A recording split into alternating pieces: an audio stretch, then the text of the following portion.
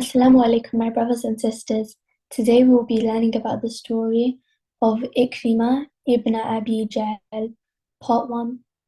One of Mecca's greatest tyrants and the leading advocate of shirk was his father, Abu Jahl. He severely strained the early believers' faith by torture, but they persisted. Ikrimah found himself opposing the Prophet while protecting the power and leadership of his father. His father admired him for the hatred of the Prophet, his persecution of his followers, and his attempt to obstruct the advancement of Islam and Muslims. Ikrimah was there at Uhud with his wife, Hakim. She and other women banged drums as they stood behind the Quraysh's line of defense, encouraging them to fight and chastising any horsemen who attempted to leave. Khalid ibn al-Walid was in charge of the Quraysh's right flank. Ikrimah ibn Abi Jahl was to the left.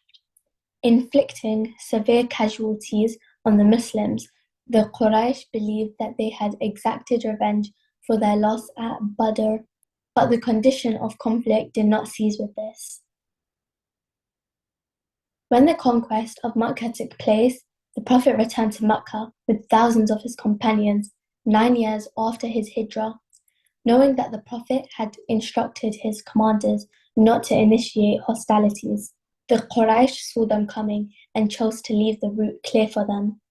Ikrimah and a few others, however, disobeyed the Quraysh's decision and made an effort to obstruct the advancement of the Muslim forces. In a brief battle, when some of Ikrimah's soldiers were slain and others who could fled, Khalid ibn al-Walid, now a Muslim, met and destroyed them. Ikrimah himself was among those who made it out alive. Ikrimah's reputation and any power it may have once possessed were now totally damaged. All Quraysh who entered the holy mosque stayed in their homes or went to the home of Abu Sufyan, the most important Quraysh leader, were granted a general pardon and amnesty by the Prophet, peace be upon him. When he arrived in Mecca, however, he refused to pardon several of the people he mentioned, even if they were discovered hiding under the Kaaba covering. He gave the order to murder them. Ikrimah ibn Abi Jahl was at the top of his list. Ikrimah learned about this, so he disguised himself and left Mecca for Yemen. To be continued. Thank you for watching this video.